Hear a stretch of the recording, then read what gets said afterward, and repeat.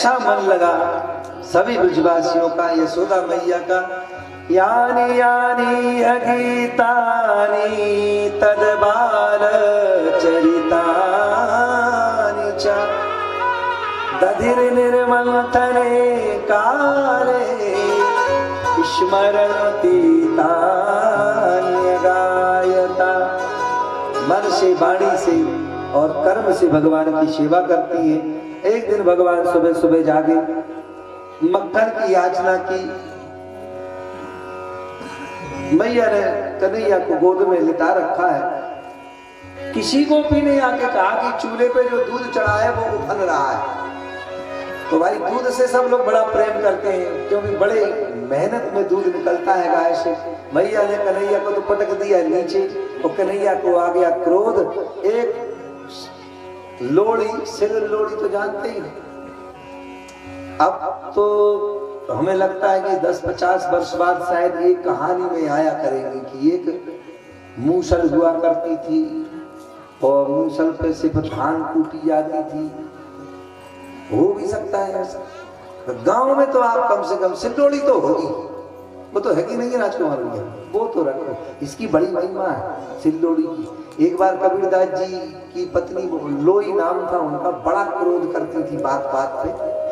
तो कबीरदास जी ने सुना था कि माताओं में बड़ी कलाएं होती है, कब कहाँ किससे लड़ाई करवा दे, कब किससे लड़ जाए, सुन रखा था कबीरदास जी ने। तो एक दिन अपनी पत्नी से बोलने लगे कि तू भी बहुत लड़ती है, लेकिन तुझ में ऐसी कोई कला तो मैंने देखी नहीं। बोले समय आने पे मैं भी बताऊंगा। एक दिन क्या है कि बनारस में एक गली है जिसका नाम है कचौड़ी गली। कबीरदास जी वहां से आ रहे थे, दो साधु मिल गए, नए नए बढ़िया सन्यासी। महात्मा ने देखा बड़े अच्छे सन्यासी, महाराज जी घर चलोगे? तो ये महात्मा जो लोग होते हैं कर्म करना कभी नहीं छोड़ते। कर्म, सच्चा महात्मा वो है कर्तव्य करते हुए भगवान का भजन करे। ये बिल्कुल पलायनवाद की। पिताजी ने कहा कि बेटा थोड़ा चारा ले आना, हम तो माला कर रहे हैं, तुरंत एक डंडा देना खींच के। भगवान नहीं रोकते। ये बताओ, भगवान ने गीता सुनाई भगवान ने अर्जुन को, तो क्या अर्जुन माला लेके बैठ गए कि युद्ध करने लगे? वो भी कहते गीता सुनी, हम तो महात्मा, आया महात्मा। कर्म योग में लग गए। तस्मात् सर्वेषु कालेषु मां मनुस्मर युद्ध च। तो कर्तव्य करते थे कबीरदास जी और भजन करते थे, धागा बनाते रहते थे, साधुओं को भोजन कराते थे। दो साधुओं को पकड़ लाए, नए नए साधु थे घर पे। बोले कुछ है खाने पीने के लिए? तो वो तो कुछ नहीं बोली पत्नी। बोले नहीं है कोई बात, जान गए कि ये गुस्सा में है। ऐसा ना महात्माओं के सामने गाली गाली देने लगे। तो बोले चिंता मत करो, मैं महाराज जी आप बैठो, मैं कचौड़ी वाली गली जा रहा हूँ, थोड़ी जलेबी लेके आता हूँ, थोड़ा आपको कचौड़ी लेके आता हूँ। पर कबीरदास जी तो गए कचौड़ी वाली गली में, वहां सिलो लोड़ी रखी थी। तो रात्रि में लाल टमाटर और लाल मिर्ची पीसी होगी, तो बिल्कुल लाल लाल थी। तो जोर जोर से रोने लगी, हरे राम राम राम राम राम, तुम्हारी किस्मत भी फूट गई। तो बोले माता जी क्या हुआ? अरे बोले तुम्हें पता नहीं है कबीर पागल हो गया है। मतलब? बोले कल ही एक साधु से बोला कि कुछ खाओगे, जब तक वो उसने कहा कि हाँ खाएंगे, एक लोड़ी दी इसकी खोपड़ी पे, खूना खच्चर हो गई पूरी। अब तुम्हारी जवानी देख के हमको रोना आ रहा, बड़े जोर जोर से रोने लगी। तो माता जी हम भागे? बोले हाँ भाग जाओ, यहाँ से पीछे से गली है। तो इनका भागना हुआ और उतने में कबीरदास जी का आना हुआ। साधु कहाँ गए? बोले भाग गए। क्यों भाग गए? बोले कह रहे थे कि सिलो लोड़ी चाहिए। पागल कहीं की। अरे सिल्लोड़ी तो मांग रहे थे, 1 रुपया की सिल्लोड़ी आ जा, पहले तो बड़ा सस्ता जमा। कचौड़ी और पकौड़ी तो ही पटकी उन्होंने, और एक हाथ में सिल्ली और एक हाथ में लोड़ी, और पीछे ही पीछे भागे। सोचो, उनने तो पहले ही सोच रखा था कि सिल्लोड़ी से मार दे। अरे महाराज जी लिए जाओ, पूरे बनारस में भागे। वो आगे आगे भागे और एक पीछे पीछे भागे। पूरे बनारस में खबर फैल गई कि कबीर पागल हो गया। प्रेम से बोलो राधे राधे। भाई तो कौन सी चीज कब काम आ जाए घर पे। इसलिए भगवान ने भी लोड़ी उठाई और सारे मटके फोड़ना शुरू किए। मटके तो फोड़ दिए गुस्सा में आके, लेकिन अब मन में विचार कर रहे हैं कि अब हमारे ही खैर नहीं।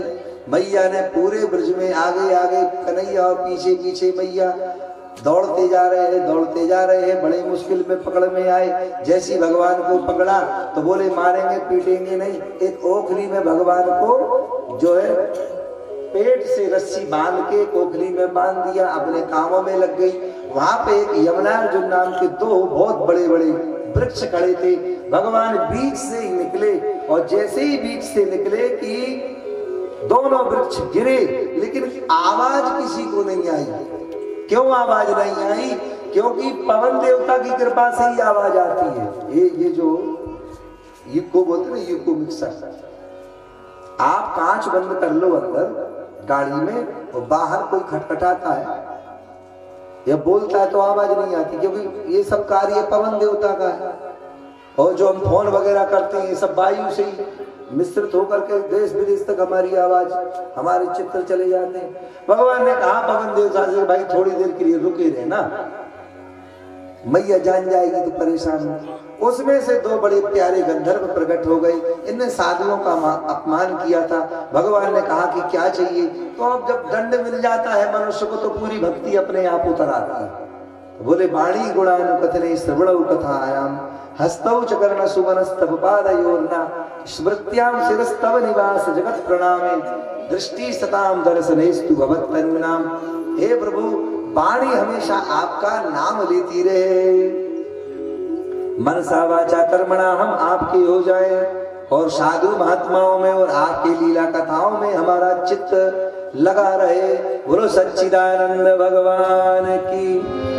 बाल चरित हरि बहुविधि कीरा, बाल चरित हरि बहुविधि कीरा, अति आनंद दास कबीरा, अति आनंद दास कबीरा। विविध प्रकार के बाल चरित किए, सभी को आनंद किया। बाल चरित हरि बहुविधि कीना, अति आनंद दासन कह दीना। कैसे किया? सुखदेव जी कहते हैं एवं विहारई कौमारई कौमारं जगतो व्रजे नीलायनै सेतु बंधे मरकटो प्लवनादि। अब भगवान बाल्यावस्था से थोड़े ऊपर जा रहे हैं।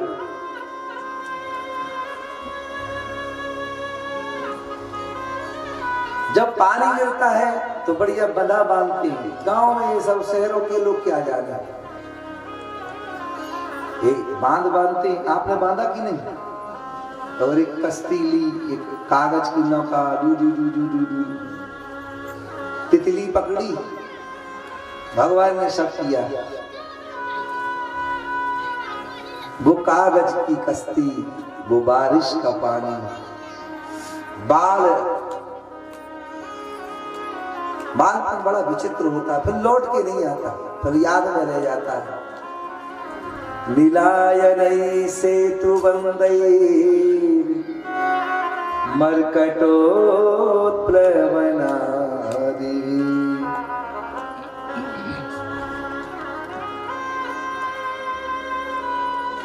एक गजल चलती थी, ये दौलत भी ले लो, ये शोहरत भी ले लो, भले छीन लो मुझसे मेरी जवानी, मगर मुझको लौटा दो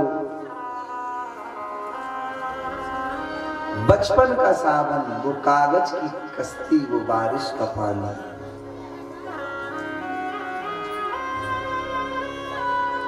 ऐसा दिव्य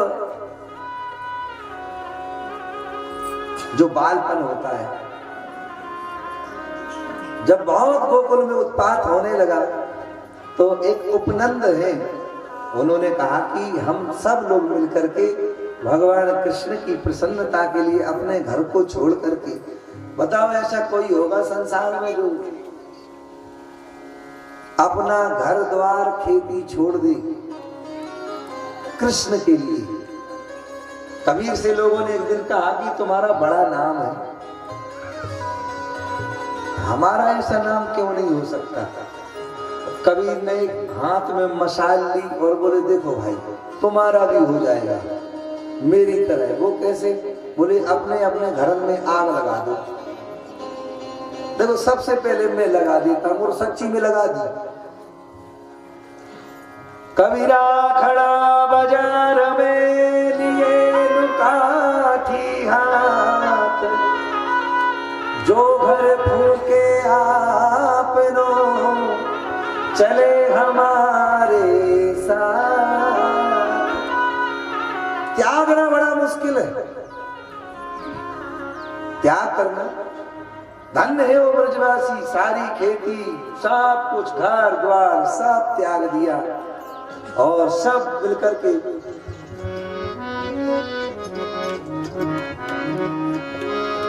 वृंदावनम गोवर्धनम यमुना पुरानी च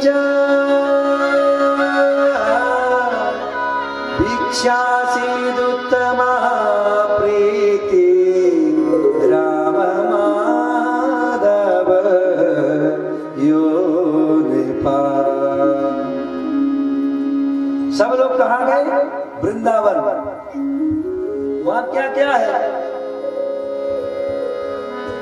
वृंदावनम गोवर्धनम यमुना पुलिलानि च भिक्षासीदुत्तमा प्रीति राम माधव यो निपा। सभी बालक वृद्ध जवान सब कुछ छोड़ करके वृंदावनम वृंदावनम नाम पशव्यो नवकाननम गोप गोपी गवां सेव्यं पुण्यादि तृणवीरुधम्। जिसमें मेरा कृष्ण प्रसन्न रहे ऐसा कार्य करते हैं। सब लोग गोविंद के पीछे पीछे वृंदावन गए। कुछ दिन तक तो बैलगाड़ी को थोड़ा जो उसका धुरा होता है ना, तो नीचे को कर दो तो वो ऊपर को उसमें घास मस लगा दी। धीरे धीरे कुटिया बना लेंगे, तो पहले सब वृक्षों के नीचे रहने लगे और उसके बाद में धीरे धीरे बोले मकान भी बन जाएंगे, लेकिन हमारा कृष्ण सुखी रहना चाहिए। तो वृंदावनम गोवर्धनम यमुना पुलिलानि च भिक्षासीदुत्तमा प्रीति राम